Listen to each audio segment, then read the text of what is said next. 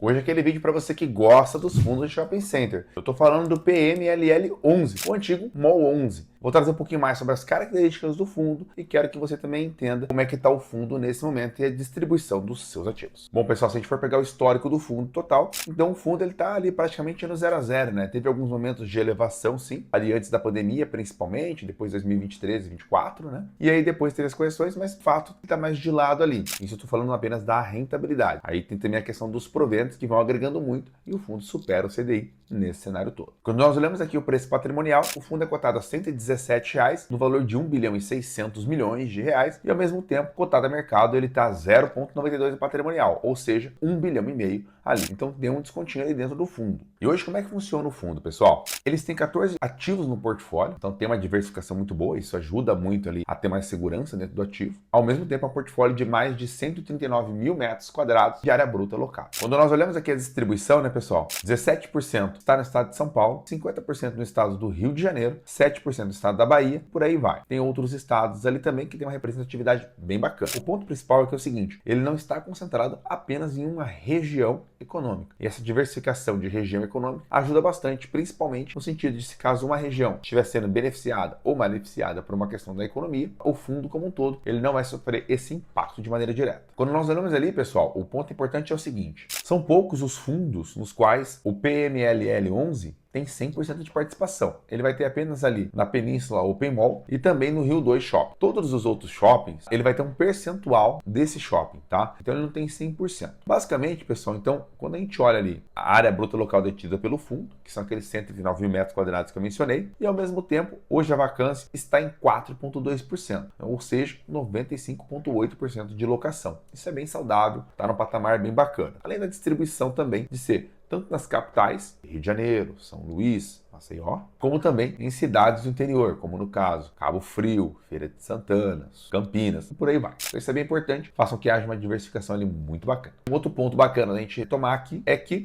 o fundo PMLL acabou de fazer aquisição do RBR Mall FI. Então ele está fazendo aquisição para aumentar o patrimônio de modo geral. E é natural, né? Porque a gente está vendo bastante fundo aumentar o tamanho, como no caso ali do XPML, do HGBS, fazendo emissões. O fundo vai ter que fazer maneiras para que também aumente sua robustez e não fique para trás na questão patrimonial. Isso é importante para ter liquidez, é importante para que haja uma melhor distribuição de cotistas, então cada vez mais os fundos vão caminhando ali para o seu aumento de patrimônio. Quando nós enxergamos aqui o NOI, pessoal, que é a receita total do fundo, nós vemos ali como foi 2024, 2025 e 2026. Nós vemos ali que os meses de janeiro e fevereiro foram superiores ao que foi em 2024 e ao que foi em 2025. Isso é muito importante, porque significa que o fundo está conseguindo crescer receita, seja ele nas vendas, seja ele no estacionamento ou mesmo fazendo algum evento. Isso é bem legal, porque demonstra a consistência do fundo na geração de caixa. E quando nós olhamos aqui esse percentual total das locações, então você vai ver que o fundo tem pouco hoje ali dos ativos sendo fundos imobiliários. Então ele tem 156 milhões em fundos imobiliários e o valor de 1 bilhão e 600 milhões aproximadamente é diretamente ali os próprios ativos, né, os shoppings. Então tem as partes ali do saldo devedor, que é 170 milhões, então automaticamente dá uma zerada ali no valor total, mas é importante que o fundo hoje não está com caixa tão robusto, que é 81 milhões, então isso faz basicamente com que o fundo seja melhor operacionalmente, não esteja com dinheiro parado em conta. É claro que a rentabilidade nesse momento parada é muito boa, mas ao mesmo tempo ele tem que fazer o business dele. E também não tem muito alocado diretamente nos FIIs. Então isso significa que o fundo está fazendo o papel principal dele, que é fazer a gestão de shopping center.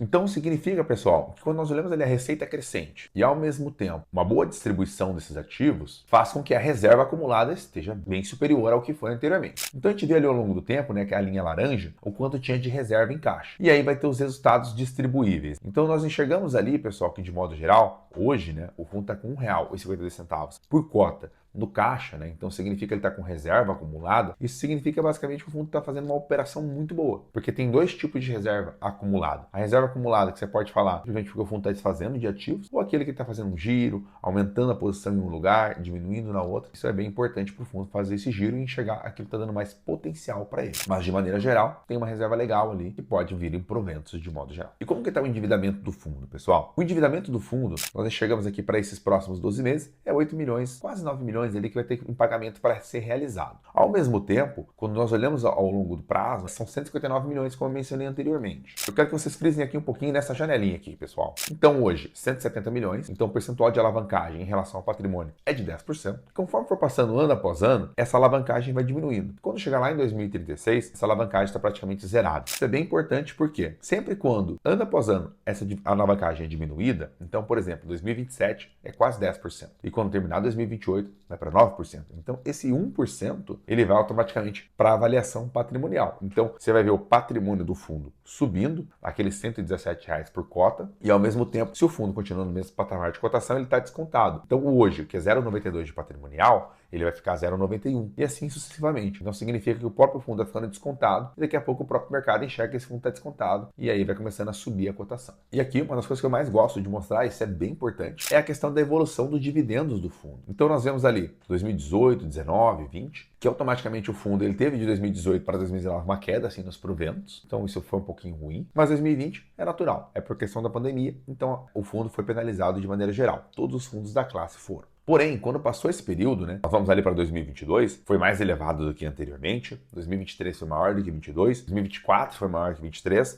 2025 foi maior que 24, e olhando para esse ano 2026, nós já vemos aqui que está sendo também mais elevado do que foi 2025. Então, esses dividendos crescentes é uma coisa muito legal, porque faz com que, olhando para um horizonte de longo prazo, o investidor consiga ter um provento maior, mesmo com a cotação no mesmo patamar. Então, a gente agrega isso com a evolução das vendas, né, de maneira geral, o NOI, a diminuição do saldo devedor ali, né, dos ativos, e também, automaticamente, os proventos crescendo, isso faz ali com que o fundo esteja num bom momento ali para análise, para você colocar dentro do seu portfólio. Espero que você tenha gostado do vídeo. Esse vídeo foi um pouquinho mais ali para entender como que tá a alocação do PMLL11. Se você gostou, não se esqueça de se inscrever no canal, ativar o sininho e deixar seu comentário se hoje você tem um fundo no portfólio ou se você pretende comprar o PMLL daqui para frente, beleza? Um grande abraço, valeu!